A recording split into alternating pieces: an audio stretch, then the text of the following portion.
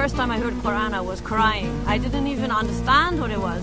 I didn't know, you know, even what the Quran really was. اللي كيحب الله سبحانه وتعالى ورسول الله أكثر من والديه وأكثر من وليداته وأكثر من هذه الدنيا كلها. It was the best thing that I could have ever done in my life, and I recognize that now.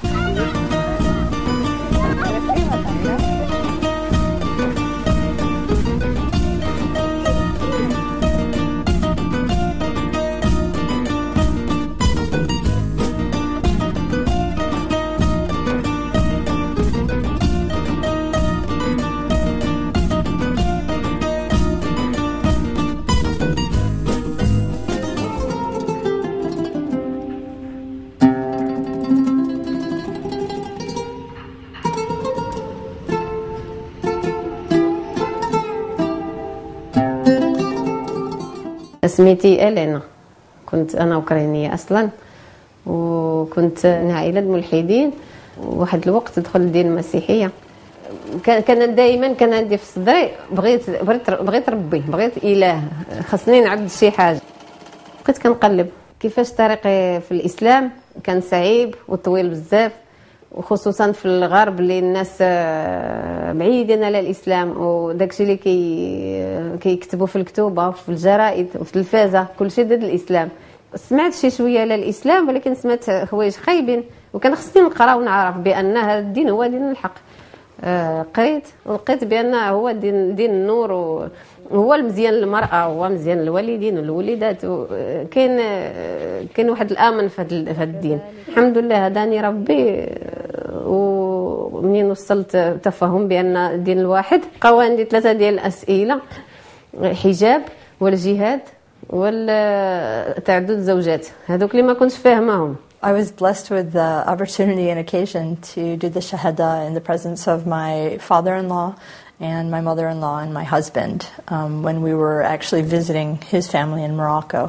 And at the time I knew it was an important step, but unfortunately my Arabic wasn't strong. And I have to say, in all honesty, that I knew the words that I was saying. I mean, I certainly knew the English translation, but getting through it in Arabic was difficult for me because I didn't have the fluency to say it the way that I wanted to.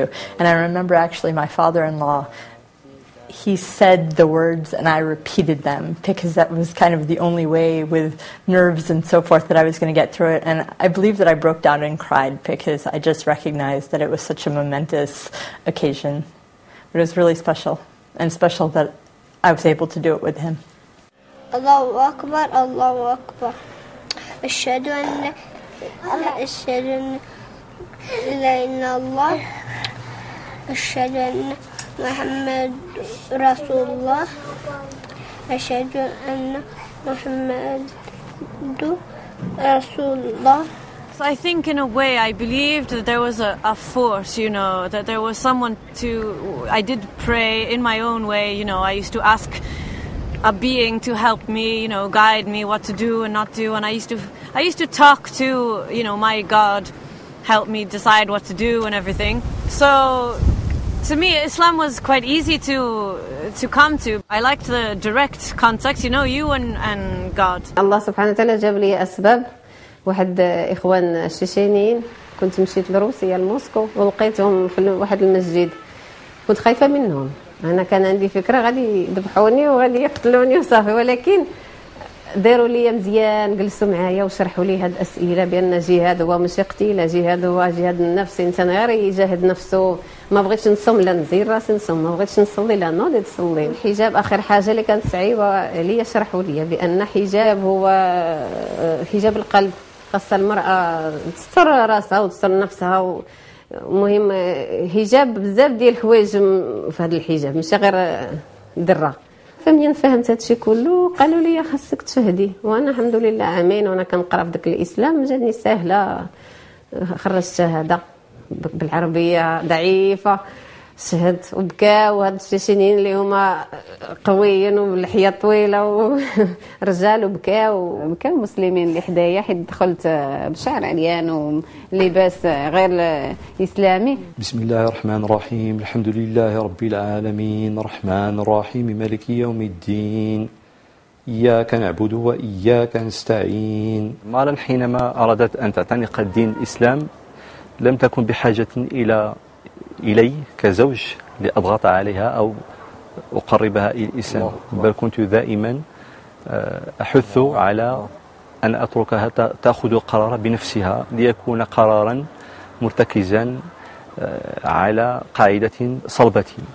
ولهذا لم أكن أتحدث إليها كثيرا عن الدين الإسلامي، وإنما كانت ترى معاملاتي لها كزوجة ومعاملاتي مع الآخرين وكشخص عاش في المهجر لمدة ولو كانت قليلة. كنت دائما أفكر بأنني سفير للمغرب من الدرجة الأولى وسفير للأمة الإسلامية، وأظن أن هذا أثر نسبيا على اتخاذها قرار اعتناق دين الإسلام.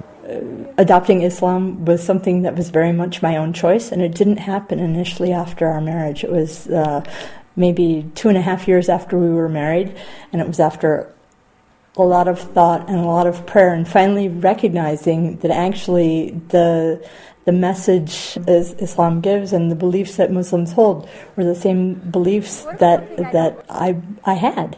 It just took me a long time to realize it. I think that going to Umrah, if it's possible, is a good idea to do before the Hajj. I know that I understand the place, I understand the rituals, and that I can do them properly when I finally make my Hajj, inshallah. Because you kind of only have one chance to do it. You can go more than once, but it's not really advised, right? Well, my family has gotten quite used to me doing very odd things and going off and doing whatever I want. When I was 15, I applied to go to a boarding school in America by myself, got a scholarship, went, after that, I wanted to go to Scotland to study. I went to Scotland and studied physiology.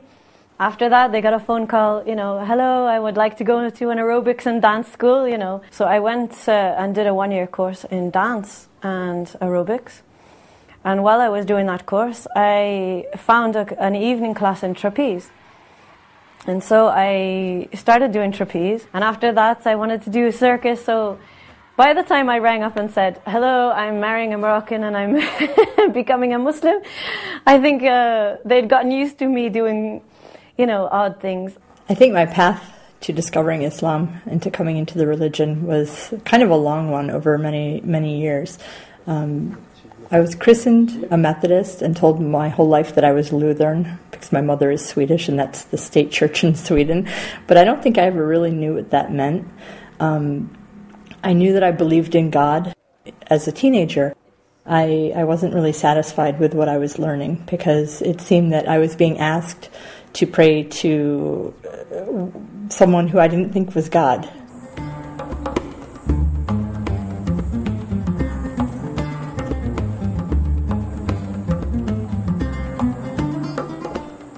What I found when I was in the circus, and with all my studies of theatre and dance and everything, we did a lot of work on taking away all our boundaries.